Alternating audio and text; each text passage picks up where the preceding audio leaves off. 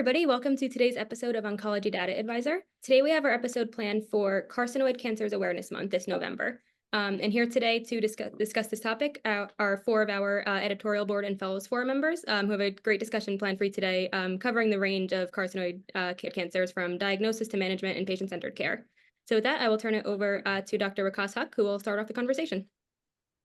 Hey, thanks so much for having me today. I'm Waqas. I'm an oncology fellow, University of Chicago. I think one important thing, sort of before going on in the episode, is kind of clarifying some of the terminology here. We have this term, carcinoid tumor. We also have something a little more broad called a neuroendocrine tumor. The neuroendocrine tumors arise from neuroendocrine cells, as kind of the name implies, and they're kind of commonly seen in the GI tract, pancreas, and the lung.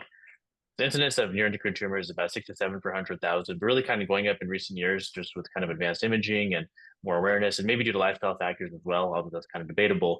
Then carcinoid tumor is kind of a substate within, NETs, which kind of sort of consist of 1 to 2 cases per 100,000. And kind of the terminology is kind of changing. So for lung NETs, we kind of still refer to them as carcinoid tumors, but for GI tract, we kind of now use the term NET. So carcinoids kind of fall out of favor for those ones. I'll kind of open up to everyone else to kind of add other comments or maybe some general information about carcinoid or neuroendocrine tumors. Sure. I'd say I remember reading recently that around 10% or so of carcinoid tumors actually expressed symptoms. Is that consistent with your all's practice and what you're seeing? Yeah, that's definitely consistent with what I found. I mean, I've met a lot of patients who have incidental findings of carcinoid and weren't necessarily symptomatic and can be managed relatively conservatively. Also, patients who have either localized disease or local regional disease with some symptoms that can be managed as well. So that's most definitely consistent with the patient population that I've seen. How commonly have you guys seen carcinoid syndrome with some of your patients? I've had just a couple of patients with carcinoid syndrome, but I do see that these patients can be pretty symptomatic just from the mass effect, just being in the place where they are. And again, depending on, I'm sure we'll talk about this later, whether they're typical or atypical, the symptomatology may vary based on how aggressive the tumors are. I don't know about the 10%, again, I guess, it varies. It's subjective, right? Depends on how the referrals are streaming in, whether they're detected through screening mechanism or whether they're, if you ask a pulmonologist, perhaps you'll get a different. If they come to an oncologist, perhaps they are symptomatic or they need some form of treatment. Yeah, and just for audience, I think one of the really cool things about carcinoid tumors is that you really have to have that spread to the liver to start having the carcinoid syndrome, because before it gets to the liver, some of those vasoactive substances like serotonin, which is very commonly seen, is kind of metabolized by the liver. But once you have that hepatic involvement, you start to get the carcinoid syndrome and can even have symptoms sort of related to heart failure, flushing, diarrhea, and all the things that we kind of mentioned. Have you guys seen any kind of particular patient population? Because there's some debates about who's kind of at highest risk for NETs or carcinoids.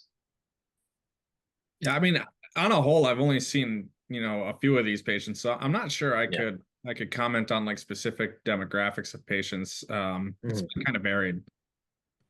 I'd echo that in our practice here in Colorado. It's been a wide range of patients.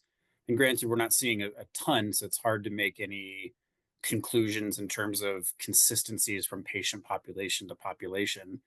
But I'd have to agree, it's like the folks we are seeing are those who have been through the diagnostic path, likely because they had symptoms that were worked up and ultimately led to the carcinoid diagnosis. Yeah, exactly. So I think a lot of it is really, sort of more awareness, more diagnosis, as opposed to true rise in the incidence, but it's kind of hard to really say. There's been some suggestions that maybe African Americans have a higher risk of GI neuroendocrine tumors. And how much related to that is, sort of related to delays in care or, issues with access is debatable as well. And also maybe gastritis and other things could be related. So I know that's sort of a little bit about the incidence and about epidemiology. I think that's kind of not as exciting about some of the common treatment options. So what kinds of therapies are you guys seeing for for carcinoid tumor nowadays? Most of the time, as we discussed earlier, it's incidental. So it's either presents, depends a lot of times surgical options. If is resectable would perhaps give the best outcomes in terms of like curative approaches. Many of these patients may not even need any type of treatment. Again, it depends on how aggressive these tumors are, typical versus atypical, and how atypical it is, and that whole spectrum of from carcinoid through large cell neuroendocrine, it kind of where the particular tumor falls in that continuum, and how symptomatic patients are. But surgery, I would say, is the main form of treatment. And then, for those that do not have resectable disease, that's when we start talking about medical management. Yeah, I think of drugs like lanreotide or octreotide, some of the longer acting forms, but generally more in terms of the symptom management for what the patients are going through. It's not, at least in my mind, so much that it's treating the carcinoid as it is more the symptoms that the patients are experiencing. Sure. Yeah, I would agree. I think, oftentimes it's with the somatostatin analogs, you're really looking at managing symptoms, and sometimes you can even have like slight disease progression by imaging, and you don't necessarily need to change the medical management right away. You can kind of wait, given the nature of the disease. I'm sure we're going to talk about like novel therapies, but in the widely metastatic patients, unfortunately, it does tend to be a tumor that is kind of hard to treat. There's some data that it does slow some progression, but I agree for the most part, it's stable disease. A lot of times, I think we tend to treat patients even without symptoms of the carcinoid syndrome, just because of, the tumor burden sometimes, or in anticipation of symptoms, even if they're not currently symptomatic. But for the most part, these are slow growing, and a lot of times, the waiting approach is totally reasonable. I know that I've seen, because of the slow growing nature of many of these, if a tumor is widespread or metastatic, it's often challenging to get response rates, even with chemotherapy that's directed towards more neuroendocrine tumors. Yeah, the response rates for this type of cancer and the widely metastatic setting are kind of challenging, and I think novel therapies like clinical trials that have looked at things like immune checkpoint inhibitors really haven't had great response rates either, even monotherapy or dual checkpoint blockade. So it is challenging, and there's some patients that there's been some data to suggest that they do better. For instance, if they have more tumor infiltrating lymphocytes, if they have a higher a higher immune active environment of their tumor. But even in those situations, the response rates aren't quite what we would see with other solid tumors. So that's the challenging part of this disease. It's indolent, but then when it becomes aggressive, when it requires treatment, we don't have that great options. It's not as chemosensitive as any other neuroendocrine tumors. And sometimes it may not be as indolent. So that's the challenge. I'm pretty sure we may talk about it towards the end, but that's a huge unmet need. And because it's rare, we don't have that many great studies to accrue patients to as well. That's another big challenge. I think about, we've got a subset of neuroendocrine tumors that are officially labeled carcinoid now. So then you get to a smaller patient population, and then of that population, what percentage are eligible for or willing and able to participate in a trial? Yeah, it is challenging. I think it raises the point about clinical trials in general when you're looking at more rare histologies. It's for all intents and purposes, it's incredibly, if not impossible, to do a randomized controlled phase 3 study. I mean, you're looking at like lower phase trials, phase 2 single arm studies, looking at response rates. So it's a very challenging, and these types of histologies end up being in more basket trials with other similar histologies or tumor marker directed therapy. So yeah, it's very challenging, and it's really tough when you have patients who don't respond to anything. Definitely reassuring that in 2018 we had the approval of PRRT, or sort of the peptide receptor radiotherapies for NETs, which of course are broader than carcinoid. But maybe we can kind of shift the discussion towards cabozantinib, especially with the recent data on the cabinet phase 3 trial. What are some of your experiences with cabozantinib?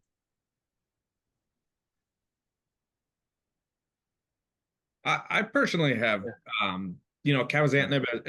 I've only seen this once with a neuroendocrine tumor like this, but on a whole, I find cabozantinib pretty challenging for patients to tolerate from a toxicity standpoint. Joe, I don't know if you have a similar experience, but I mean, I always take anything with like cabozantinib with a grain of salt, just because like the dose that was studied in the trial almost never ends up being the dose you give a patient in actual practice.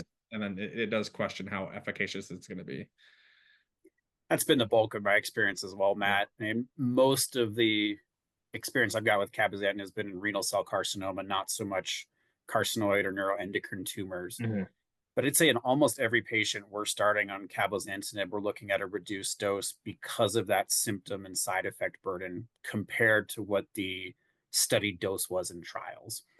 And then you get into the weeds on, well, what dose intensity do you need to actually achieve the result that was in the original study?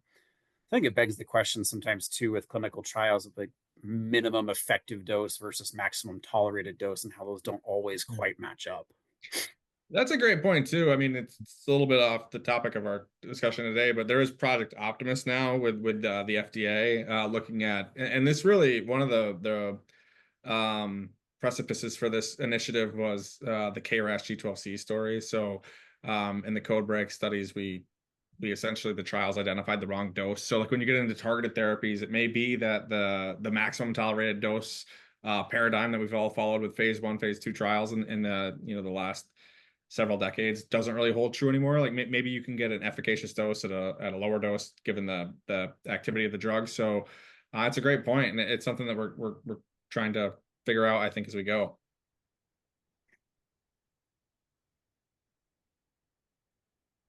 Yeah, so I think we kind of discussed on even cabozantinib. How have your experience like with PRRT? Have you guys seen that with patients that can they tolerate it? Like how often do you see cytopenias?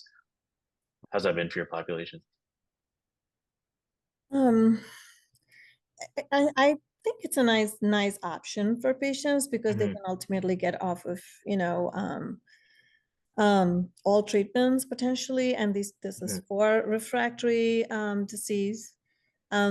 It is tough though. It is tough. I have seen, it's like the weight loss,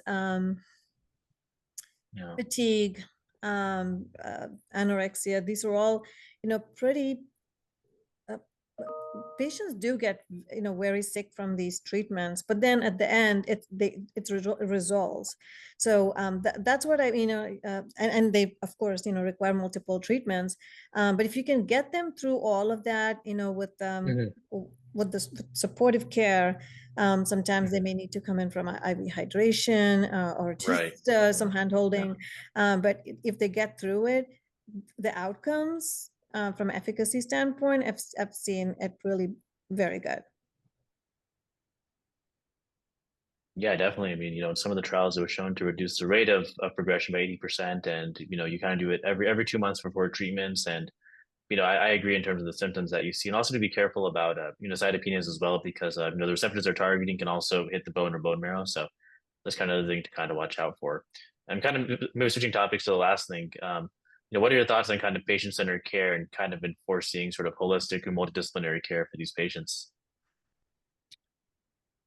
I think, this is a patient population more so than, I don't want to say more so, but, it's a unique patient population where their symptoms can be very burdensome when they're having them, and really speak to the patient about how their symptoms are being managed and if how it's impacting their quality of life. And I would also just one more thought on the radiopharmaceuticals. I see this across multiple tumors now, many are in development, but one of the issues with radiopharmaceuticals is it's very regionally dependent on where you can get them. So I mean, some patients, and you see this now with like PSMA PET scans and Pluvicto, treatments are only as good as the patients being able to get them. So I mean, if we silo some of these therapies in larger academic medical centers, where people have to travel 2, 3, 4 hours to get them, I mean, we're really not reaching enough of the population. And I think that hints on patient-centered care too, because it is challenging.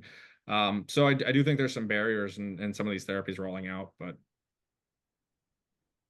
Yeah, we've seen that firsthand. Like I'm in a smaller community center, but we're affiliated with a larger academic center up towards Denver. Mhm. So even if we've got someone who's eligible for the radiopharmaceutical options, are they willing or able to drive that extra time and go through the treatments there? I mean, in terms of some of the patient-centered and holistic aspects of care, I do see a fair number of patients who've got questions about supplements, nutritional aspects, other herbal products. I think a lot of that stems from the fact that there's not a ton of treatment options here. So whether that's patients researching it on their own or hearing Mhm. from well-meaning friends and family who've got, well, try this, I read about it, try that. I think it's important to recognize that need is out there and then to look into some of those liver and metabolic pathways to see, well, we don't know if this is going to help or if it's going to work, but maybe we can at least offer some advice on if it's going to be harmful or not. that's a great point. I agree. A lot of times, these supplements can cause symptoms that can be confused with carcinoid syndrome. Like I had a patient who was taking significant amounts of turmeric to treat and then had diarrhea. It turns out that it's from the medication, not really from carcinoid syndrome. Also taking, some medications such as like proton pump inhibitors can artificially raise like serotonin levels, I believe, and that can also be sometimes confusing when you're tracking the biomarkers. Awesome. Thanks for sharing your thoughts, everybody. Any of the closing thoughts as we kind of wrap up the episode? All right. Well, we touched on some epidemiology, some of the common presentations, some of the new and latest therapies in carcinoid tumor, and it's really important to multidisciplinary care and kind of ensuring that patients have access to some of these treatments. Thanks so much, everyone. All right. Thank you. Yeah. Take care.